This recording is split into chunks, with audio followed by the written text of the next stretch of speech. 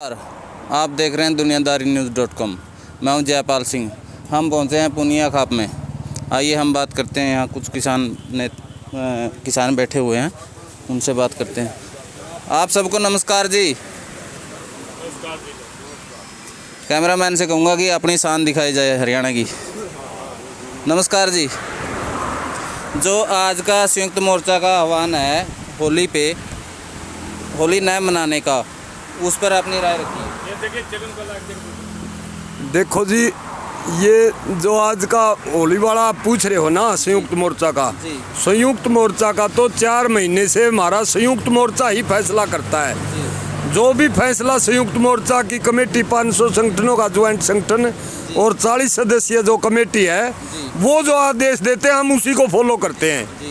और ये होली नहीं मनाने का ये रोष प्रकट करने के लिए है हमारे, क्योंकि 300 से ज़्यादा 325 से ज़्यादा मेरी गिनती में 325 से ऊपर हमारे किसान शहीद हो गए। लेकिन हमारे स्टेट की और सेंटर की मोदी की सरकार का एक भी गणमान्य नुमाइंदे ने, जुम्मेवार आदमी ने ये नहीं कहा ये इनके साथ गलत हुआ और इनके दुख के अंदर हम शामिल होते हैं। इससे बड़ी शर्मसार बात जनता के प्रति जितना उदासीन रवैया मौजूदा बीजेपी का और इस मोदी का और अमित शाह का और खट्टर का है, ऐसा हमने हमारी ज़िंदगी में देखा नहीं। इन सभी बातों के विरोध स्वरूप और आज 1.5 महीने से ऊपर हो गया, बातचीत भी बंद पड़ी है। इसका मतलब सरकार किस देश के किसान को यहाँ पर सरहद के ऊपर सड़ा कर मारना चाहती है। सरकार का यही मकसद है। खेतों के अंदर हमारी सरसों की कटाई चल रही है, कहीं चने की कटाई शुरू हो चुकी है, कणक आ चुकी है, जो कि फसल खेत के अंदर पकी हुई पड़ी है। नौजवान बालक वहाँ से माल मटेरियल सामान लेकर के बॉर्डर के ऊपर आते हैं, कभी यहाँ से वहाँ जाते हैं। हमारे ट्रैक्टर मशीनरी वो सारी यहाँ पर रुक के रह गई और सरकार के कान पर अब तक जूं तक नहीं रेंग रही। तो संयुक्त मोर्चा और क्या फैसला ले सकता है? यही फैसला ले सकता है भाई, हम होली का और फाग का त्यौहार नहीं मनाएंगे। ये विरोध प्रकट करने के लिए है और हम इसे बखूबी लागू करेंगे।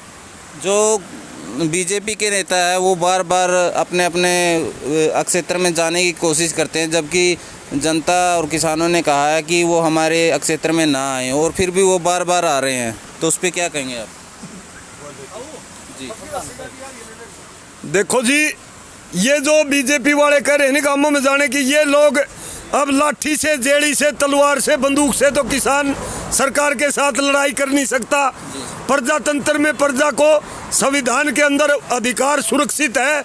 अपनी परेशानियों को लेकर अपने शोषण के विरुद्ध सड़क के ऊपर कोई भी नागरिक आवाज़ उठा सकता है। हम तो संविधान के उस अधिकार के तहत, जो विशेष अधिकार है उसके तहत यहाँ पर बैठे हैं।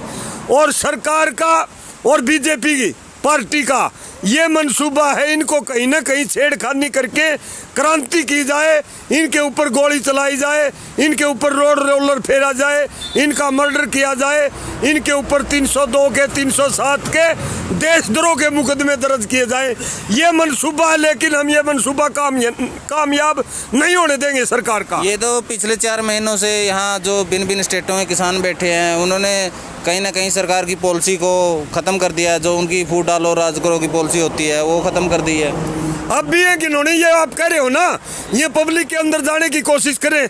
2.5 महीने पहले इन्होंने इकट्ठी करके मीटिंग करके सेंटर की और स्टेट की ये कहा था भाई किसी भी MLA MP मंत्री को पब्लिक के बीच में नहीं जाना। और ये भी इनकी साजिश का हिस्सा है।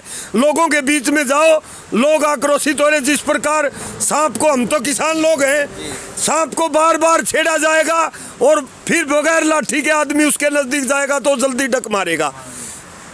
किसान को इन लोगों ने छेड़ के छोड़ दिया और अब ये प्लान बना दी इनके बीच में जाओ, ये आक्रोशित होकर रास्ता रोकेंगे, फिर इनके ऊपर गोली चलाएंगे, लाठी मारेंगे और मुकदमे दर्ज करेंगे। ये चाल है सरकार की, ये कामयाब नहीं होने देंगे।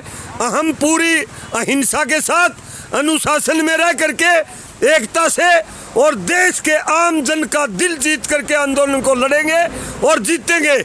इस बीजेपी का और सरकार का कोई भी इस प्रकार का मंसूबा हम कामयाब नहीं होने देंगे। अंत में मैं आपसे पूछना चाहूँगा, आपका सरकार के लिए क्या संदेश है? सरकार के लिए ये संदेश है जो कोरोना की आड़ लगा करके देश की 100 करोड़ जनता, किसान और मजदूर मध्यम वर्गीय समाज को धोखा देते हुए, बैकडोर से प्रजातंत्र का गला घोटते हुए गलत तरीके से ये कानून लागू किए। ये तुरंत प्रभाव से तीनों काले कानून वापस ले और इस कुकर्ते की मोदी जी सार्वजनिक माफी मांगे। हमारे 325 शहीद किसानों को शहीद का दर्जा दे।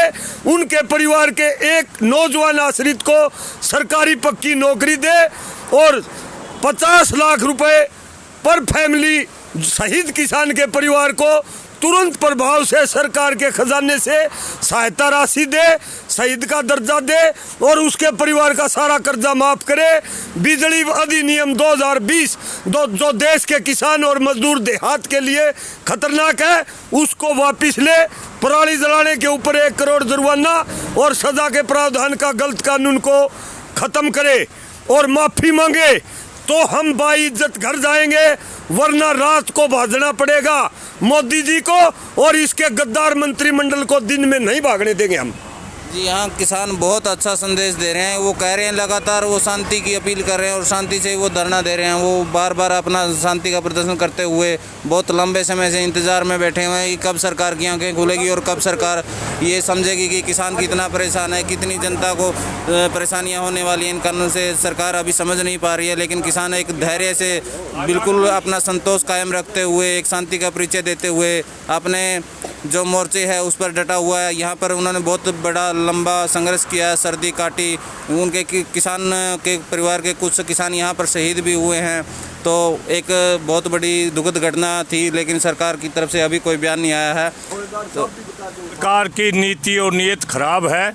इस देश को उजाड़ने की नीति बना रखी सरकार ने और ये बड़ी मुश्किल से ये ज़मीन भी बचाई थी और ये देश को बसा था, देश आज़ाद करवा। जब इन उंगली भी नहीं कटी इन लोगों की, आज इनका सत्ता हाथ में आ गई तो इन देश का बर्बाद करने का ठेका ले रखा है। अडानी अबानी से पैसे ले रखे हैं और इस देश को बर्बाद करने पर तुले हुए हैं। हम इस देश को बर्बाद नहीं होने देंगे और इस देश को सुरक्षित रखेंगे।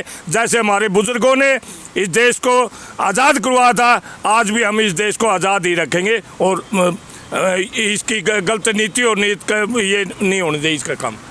किसान यहाँ स्पष्ट संदेश दे रहे हैं। उन्होंने देश को अन्न दिया है, अपना जो पुत्र है सेना के लिए वो दिया है। तो जी आप क्या कहना चाहेंगे? ना मैं नहीं तो इन्होंने अपना पुत्र भी सेना के लिए दिया है और जब भी कोई सेना में शहीद होता है तो इन्हीं किसानों के घर पर उसकी लाश आती है। वो शहीद इन्हीं के घर पर आता है अपनी देश के ऊपर कुर्बान होकर। लेकिन आज तक की ये बात रहती है कि किसान का ही बेटा सेना में है और किसी नेता का सेना में नहीं है। लेकिन गोदी मीडिया है, कभी इनकी जो देशभक्ति है उसका परिचय नहीं देगा, कभी नहीं बताएगा कि इन्होंने देश के लिए क्या किया है। जब ये अपने हकों की लड़ाई मांगने के लिए सड़क पे आ जाते हैं तो इनको गद्दार बताया जाता है, इनको आतंकवादी बताया जाता है। लेकिन सच्चाई क्या है वो कभी कोई मीडिया दिखाने की कोशिश नहीं करता।